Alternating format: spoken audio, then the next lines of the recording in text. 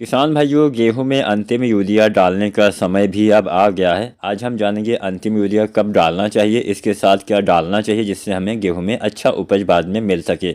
अब जब हम गेहूं में अंतिम यूरिया डालते हैं उस समय पौधे की बढ़वार होती है। अभी जो कल्ले निकल रहे थे वो निकल गए, इसके बाद पौधे की बढ़वार होती है। अंतिम यूरिया हमें दूसरा पानी लगाने के बाद इस्तेमाल करना होता है। दूसरा पानी हम लगाते हैं 40 से 45 दिन की अवस्था में। तो गेहूं में 40-45 या 46-47 मतलब ऐसे आपको 2-4 दिन आगे पीछे चल जाता है, तब आपको दूसरा पानी लगा देना चाहिए। और दूसरा पानी भी आपको बहुत ज़्यादा भरना नहीं है, बस हाँ पूरे खेत में पानी पहुंच जाए और नमी होनी चाहिए। पहले पानी से ज़्यादा लगाना है, लेकिन पानी बहुत दिन तक भरा ना रहे, इस बात का ध्यान रखिएगा। क्योंकि पानी अगर भरा रहता है, इस समय सर्दियों का मौसम हो जाता है, पानी बहुत जल्दी सूखता नहीं है। और ये जो पानी भरा वाला होता है ये हमारी फसल को नुकसान पहुँचाता है। तो जहाँ पर थोड़ा भारी मिट्टी होती है, चिकनी टाइप की मिट्टी होती है जिसमें पानी होल्ड करने की क्षमता बहुत ज़्यादा होती है, वहाँ पे ये समस्या ज़्यादा आती है। बलुई टाइप की मिट्टी में ये समस्या नहीं आती है। वहाँ पे पानी अगर मान लीजिए आप भर भी देते हैं तो सूख जाता है, लेकिन ज़्यादा पानी भरने की कहीं भी आवश्यकता नहीं होती है। अब यहाँ पे आपने दूसरा पानी तो 40 से 45 दिन पे लगा दिया। इसके बाद पहली चीज़ तो आपको यूरिया डालना है। 40-45 किलो यूरिया पर एकड़ के हिसाब से आपको इस्तेमाल करना चाहिए। अब इसी यूरिया खाद के साथ आपको कुछ अन्य चीज़ें इस अवस्था में डालते हैं तो अच्छा लाभ मिलता है। मान लीजिए अभी तक आपने पोटाश का इस्तेमाल ना किया हो।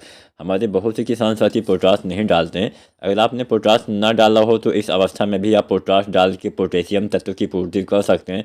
पोटाश की कमी से बालियाँ छोटी पतली कमज़ोर रह जाती हैं, दाने सही से नहीं आते हैं, दाने भी पतले कमज़ोर हो जाते हैं, दाने का वजन कम रह जाता है, दाने हल्के हो जाते हैं और उत्पादन वो दाने में चमक नहीं आ पाती है। उत्पादन में भी कमी आपको देखने को मिलती है। तो पोटाश की भी आप अगर आपने न डाला हो, वैसे तो बुआई के समय पोटाश 25 से 30 किलो डालना होता है, लेकिन ना डाल पाए हों तो आप दूसरे पानी पे भी पोटाश, पहले से दूसरे पानी तक पोटाश आप डाल सकते हैं। लगभग 20-25 किलो पोटाश डाल के आप कुछ पूर्ति कर पाएंगे। तो यहाँ पे दूसरा चीज़ तो आपको पोटाश ना डाला हो तो इस्तेमाल करना है। अब इस अवस्था में मान लीजिए कुछ पौधे आपके छोटे रह गए, कई बार ऐसा होता है, कई बार नहीं ऐसा ही होता है। हमारे पौधे जो कल्ले निकलते हैं सभी एक समान नहीं होते हैं। जो कल्ले पहले निकलते हैं वो बड़े हो जाते हैं, जो एकदम बाद में निकलते हैं वो थोड़ा सा छोटे कमज़ोर रह जाते हैं, पतले रह जाते हैं। तो उन कल्लों के अच्छे से विकास के लिए आप चाहें तो इस अवस्था में ह्यूमिक एसिड का इस्तेमाल करिए। दूसरे पानी पे आप ह्यूमिक एसिड यूरिया खाद के साथ मिला के डाल सकते हैं।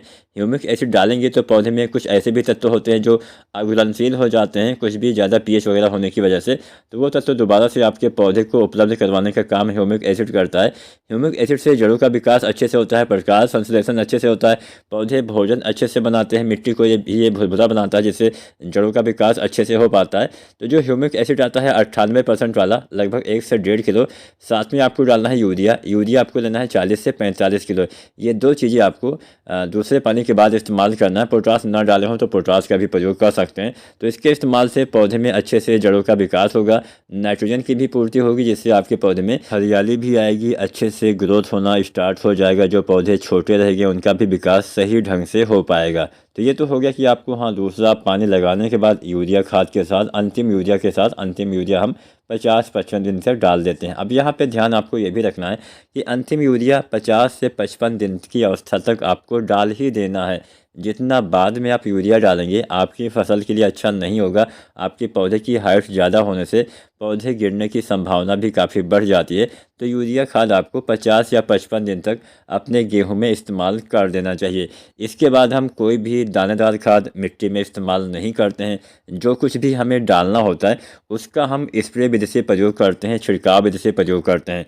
तो उम्मीद करते हैं किसान साथियों आज की वीडियो आपके लिए उपयोगी साबित होगी। इसके बाद जब बालियाँ निकलने वाली होती है उस समय भी आपको तीसरा पानी हम 65 से 70 दिन पे लगाते हैं।